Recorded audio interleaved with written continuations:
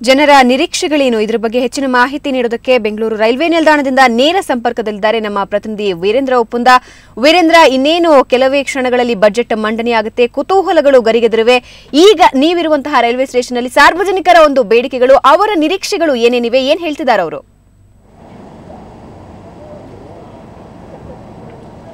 ನಿಜ ಭಾವನಾ, ಸರಿಯಾಗಿ 11 ಗಂಟೆಗೆ ಕೇಂದ್ರ ರೈಲ್ವೆ ಸಚಿವ ದಿನೇಶ್ ತ್ರಿವೇದಿ ಅವರು ರೈಲ್ವೆ ಬಜೆಟ್ ಅನ್ನು ಮಂಡಿಸೋರಿದ್ದಾರೆ. ರಾಜ್ಯದ ಜನರ ನಿರೀಕ್ಷೆ ಪ್ರತಿ ಬಾರಿಯೂ ಕೂಡ ಸಾಕಷ್ಟು ನಿರೀಕ್ಷೆಯನ್ನು ಇಟ್ಕೊಂಡಿರ್ತಾರೆ. ಆದರೆ ಕೆಲವು ಹಸಿರಾಗುತ್ತೆ, ಕೆಲವು ಹುಸಿ ಆಗುತ್ತೆ. ಆದರೆ ಇವತ್ತು ನನ್ನ ಜೊತೆ ಕೆಲವು ಪ್ರಜ್ಞಾವಂತ ನಾಗರಿಕರಿದ್ದಾರೆ, ಸಾಕಷ್ಟು ತಿಳುವಳಿಕೆ ಉಳ್ಳವರು. ಅವ್ರನ್ನ ನೇರವಾಗಿ ಕೇಳ್ತೇನೆ. ನಾವು ಮೊದಲನೇದಾಗಿ ಭದ್ರಾವತಿಯ ಪಾಲಾಕ್ಷಪ್ಪ ಅವ್ರನ್ನ ಮಾತಾಡ್ತೇನೆ. ಪಾಲಾಕ್ಷಪ್ಪ ಅವರೇ, ಹೇಳಿ, ಪ್ರತಿ ಬಾರಿ ಕೆಂಗಲ್ ಹನುಮಂತಯ್ಯನವರು ಕೇಂದ್ರದಲ್ಲಿ ರೈಲ್ವೆ ಸಚಿವರಾಗಿದ್ದಾಗಿಂದ ಈಗಿನ KH ಮುನಿಯಪ್ಪನವರು ಕೇಂದ್ರದಲ್ಲಿ ರೈಲ್ವೆ ಸಚಿವರಾಗಿರುವ ತನಕ ಸಾಕಷ್ಟು ನಿರೀಕ್ಷೆಗಳು. ಆದರೆ ಈ ಬಾರಿ ಪ್ರಮುಖವಾಗಿ ಏನೇನು ನಿರೀಕ್ಷೆಗಳನ್ನ ಇಟ್ಕೋಬಹುದು, ರಾಜ್ಯಕ್ಕೆ ಏನು ಆಗಬೇಕಾಗಿದೆ, ಯಾವುದು ಪ್ರಮುಖವಾದ ಸಮಸ್ಯೆ ನಿಮ್ಮ ಅಭಿಪ್ರಾಯದಲ್ಲಿ?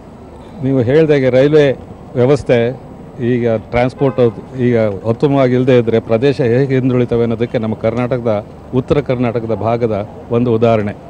ಈಗ ಮೊದಲಿಂದಲೂ ಕೂಡ ರೈಲ್ವೆ ವಿಚಾರದಲ್ಲಿ, ರೈಲು ಮಾರ್ಗದ ವಿಚಾರದಲ್ಲಿ, ವ್ಯವಸ್ಥೆ ವಿಚಾರದಲ್ಲಿ ಕರ್ನಾಟಕ ರಾಜ್ಯಕ್ಕೆ ತಾರತಮ್ಯ ಆಗಿದೆ. ಆದ್ದರಿಂದ ಈಗ ತಾರತಮ್ಯ ನಿವಾರಣೆಗೆ ಸಾಕಷ್ಟು ವ್ಯವಸ್ಥೆ ಮಾಡುವಂಥ ವ್ಯವಸ್ಥೆ ಬೇಕು. ಈ ಸದ್ಯಕ್ಕೆ ಈಗ ಅಷ್ಟೊಂದು ಒಟ್ಟಿಗೆ ಮಾಡೋಕ್ಕಾಗದೇ ಇರ್ಬೋದು, ಬಟ್ ವ್ಯವಸ್ಥೆ ನಿಧಾನವಾದರೂ ಮಾಡೋದಕ್ಕೆ ಒಂದು ನಿರ್ಧಾರ ಬೇಕು. ಪ್ರಮುಖವಾಗಿ ಯಾವುದಾದ್ರು ಈಗ ಪ್ರಮುಖವಾಗಿ ಉತ್ತರ ಕರ್ನಾಟಕಕ್ಕೆ ಸರಿಯಾದ ಮಾರ್ಗಗಳೇ ಇಲ್ಲ. ಬೆಂಗಳೂರು ಅಭಿವೃದ್ಧಿ ಹೊಂದುವಂಥ ಸ್ಥಳ, ಇಲ್ಲಿಗೆ ಬಂದು ಹೋಗೋ ಜನಗಳು ಭಾಳ. ಇದೇ ಥರ ಇದಕ್ಕೆ ಅನುಕೂಲಕ್ಕೆ ಅಲ್ಲಿಂದ ಬರೋದಕ್ಕೆ ಇಲ್ಲರೂ ಅಲ್ಲಿ ಹೋಗಿ ವ್ಯವಸ್ಥೆನ ಎಸ್ಟಾಬ್ಲಿಷ್ ಮಾಡೋದಕ್ಕೆ ಬೇಕಾದಂಥ ಮಾರ್ಗ, ರೈಲು ಮಾರ್ಗ ಅತಿ ಮುಖ್ಯವಾದಂಥದ್ದು. ಇದು ಮೊದಲಿಂದಲೂ ಇಲ್ಲದೇ ಇರೋದು. ನಮ್ಮ ಉತ್ತರ ಕರ್ನಾಟಕದ ಅಭಿವೃದ್ಧಿಗೆ, ವ್ಯವಸ್ಥೆಗೆ ಸಾಕಷ್ಟು ಧಕ್ಕೆ ಆಗಿದೆ. ಈಗ ಉದಾಹರಣೆಗೆ, ಈಗ ಅಭಿವೃದ್ಧಿ ಹೊಂದುವಂಥ ಸಂದರ್ಭದಲ್ಲಿ ಬೆಂಗಳೂರಿಗೆ ಬಂದು ಹೋಗೋದಕ್ಕೆ ತಮಿಳುನಾಡು, ಕೇರಳದವರಿಗೆ ಅನುಕೂಲ ಇದೆ, ಅವರು ಬಂದು ಹೋಗ್ತಿದ್ದಾರೆ.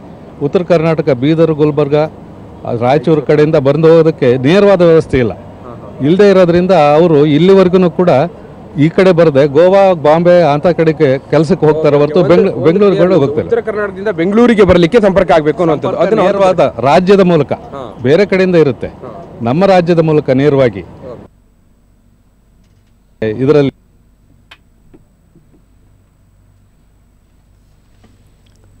11 ಗಂಟೆಗೆ ರೈಲ್ವೆ ಬಜೆಟ್ ಮಂಡನೆಯಾಗಲಿದೆ. ಸಾಕಷ್ಟು ಕುತೂಹಲಗಳು, ಸಾಕಷ್ಟು ನಿರೀಕ್ಷೆಗಳು ಗರಿಗೆದರಿವೆ. ಆ ಎಲ್ಲಾ ನಿರೀಕ್ಷೆಗಳನ್ನ ಈಡೇರಿಸಲಾಗುತ್ತಾ ಅನ್ನೋದು ಸದ್ಯದ ಪ್ರಶ್ನೆ. ಮುನಿಯಪ್ಪ ಅವರು ರೈಲ್ವೆ ಖಾತೆ ರಾಜ್ಯ ಸಚಿವರಾದ ನಂತರ 3ನೇ ಬಜೆಟ್ ಮಂಡನೆಯಾಗ್ತಾ ಇದೆ. ಹಾಗಾದ್ರೆ ಅವರು ರಾಜ್ಯಕ್ಕೆ ತರೋದೇನು ಅನ್ನೋದ್ರ ಬಗ್ಗೆ ಸಾಕಷ್ಟು ನಿರೀಕ್ಷೆಗಳು ಗರಿಗೆದರಿವೆ. ಹಾಗೆ ಪ್ರಯಾಣಿಕರು ಕೂಡ ಅಂತಹ ಒಂದು ನಿರೀಕ್ಷೆಗಳಲ್ಲಿ ಎದುರು ನೋಡ್ತಾ ಇದ್ದಾರೆ. 11 ಗಂಟೆಗೆ ಬಜೆಟ್ ಮಂಡನೆಯಾಗ್ತಾ ಇದೆ.